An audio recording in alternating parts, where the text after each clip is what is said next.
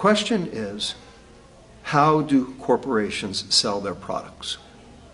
Do they sell their products based on the concept of pleasure, or do they sell their products based on the concept of happiness? What is the difference between pleasure and happiness? There are 7.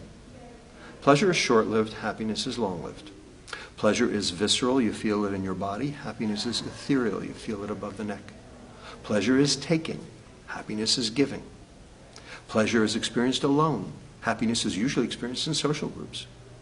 Pleasure can be achieved with substances. Happiness cannot be achieved with substances. The extremes of pleasure, whether it be substances or behaviors, so substances like cocaine, heroin, nicotine, alcohol, sugar, or behaviors, shopping, gambling, social media, internet gaming, pornography, all in the extreme lead to addiction. There's a holic after each of those. Chocoholic, sexaholic, shopaholic, you get it, alcoholic. Whereas there's no such thing as being addicted to too much happiness. And finally, pleasure is dopamine and happiness is serotonin. 2 different neurotransmitters, 2 different areas of the brain, 2 different sets of receptors, 2 different regulatory pathways. So you say to me, like, why should we care? So what? They both feel good. Well, it matters a lot. Because dopamine, which is the pleasure neurotransmitter, kills neurons. Slowly, but kills neurons. Neurons like to be stimulated, and that's what dopamine does, but they don't like to be bludgeoned. They like to be tickled. Chronic overstimulation of any neuron, including a dopamine neuron, will lead to cell death. And that's what happens in addiction. Chronic overstimulation leads to less gain, and so you end up needing more and more to get less and less, and that's called tolerance. And then when the neurons start to die, that's called addiction.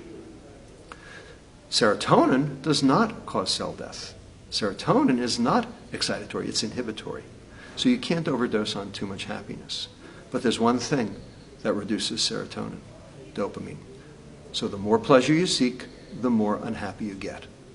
And industries, especially the food industry, have confused and conflated pleasure with happiness on purpose to sell their product.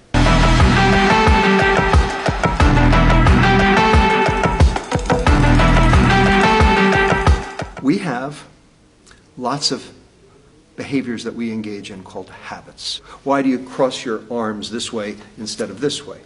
Well, it's a habit. Habits develop because there's some inherent reward. The thing that turns habit into addiction is not the reward. It's the variable reward. The reward's not the same every time. So, a slot machine is variable reward. Maybe it pays out, maybe it doesn't. Your cell phone is variable reward because maybe when your email comes in, it's a good email, and maybe it's not. Maybe that like on Facebook is going to give you a dopamine hit. Maybe you're not going to get it. And it is that effect, that variable reward, that creates stress because you don't know what's coming. So your expectations are heightened. Your stress is heightened. And that stress plus dopamine, that leads you down the path to addiction.